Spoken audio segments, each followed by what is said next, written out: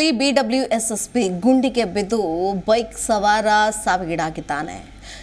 ಘಟನಾ ಸ್ಥಳಕ್ಕೆ ಬಿಡಬ್ಲ್ಯೂಎಸ್ಎಸ್ಬಿ ಅಧ್ಯಕ್ಷ ರಾಮ್ ಪ್ರಸಾದ್ ಮನೋಹರ್ ಭೇಟಿ ಕೊಟ್ಟು ಕಾಮಗಾರಿ ಪ್ರದೇಶದಲ್ಲಿ ಹೆಚ್ಚಿನ ನಿಗಾ ವಹಿಸುವಂತೆ ಸೂಚನೆ ಕೊಟ್ಟಿದ್ದಾರೆ.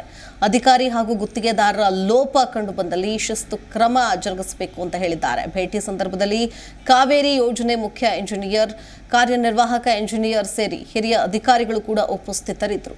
ನೋಡಿ, ಇವ್ರುಗಳು ಮಾಡಿರೋ ಎಡವಟ್ಟಿನಿಂದ ಇಲ್ಲಿ ಸಾರ್ವಜನಿಕರು ಜೀವ ಕಳೆದುಕೊಳ್ಳಬೇಕಾದ ಪರಿಸ್ಥಿತಿ ಎದುರಾಗಿದೆ. ಇದನ್ನು ಯಾರಿಗೆ ಹೇಳಬೇಕು, ಯಾರಿಗೆ ಕೇಳಬೇಕು? ಹಾಗಾದ್ರೆ ಬೆಂಗಳೂರಿನಲ್ಲಿ ಗುಂಡಿಗೆ ಬಿದ್ದು ಬೈಕ್ ಸವಾರ ಸಾವನ್ನಪ್ಪಿದ್ದಾನೆ. ಇದು ಬಿಡಬ್ಲ್ಯೂಎಸ್ಎಸ್ಬಿಯ ಸಂಪೂರ್ಣವಾದ ನಿರ್ಲಕ್ಷ್ಯ ಅನ್ನೋದು ಬಹಳ ಸ್ಪಷ್ಟವಾಗಿ ಗೊತ್ತಾಗುತ್ತೆ. ಯಾಕಂತಂದ್ರೆ ನೋಡಿ, ಇಲ್ಲಿ ಇಷ್ಟು ದೊಡ್ಡ ಗುಂಡಿ ತೆಗೆದು ಬಿಟ್ಟಿದ್ದಾರೆ ಅಂತಂದ್ರೆ ಇದಕ್ಕೆ ಸೂಚನೆ ಏನು? ಯಾವ ಮುಂಜಾಗ್ರತಾ ಕ್ರಮವನ್ನು ತೆಗೆದುಕೊಂಡಿದ್ದಾರೆ? ಪ್ರಾಣಕ್ಕೆ ಬೆಲೆನೇ ಇಲ್ವಾ? ಸಾರ್ವಜನಿಕರ ಪ್ರಾಣಕ್ಕೆ ಬೆಲೆನೇ ಇಲ್ವಾ ಅನ್ನೋ ಪ್ರಶ್ನೆ ಕೂಡ ಇಲ್ಲಿ ಎದುರಾಗ್ತಿದೆ.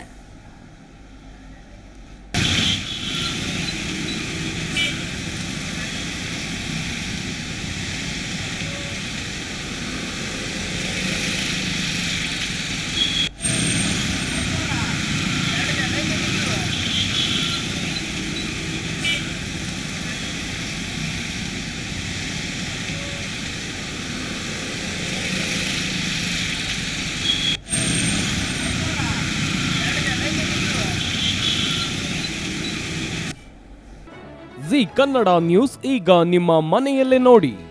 ಎಲ್ಲ ಕೇಬಲ್ಗಳಲ್ಲಿ ಈಗ ಲಭ್ಯ.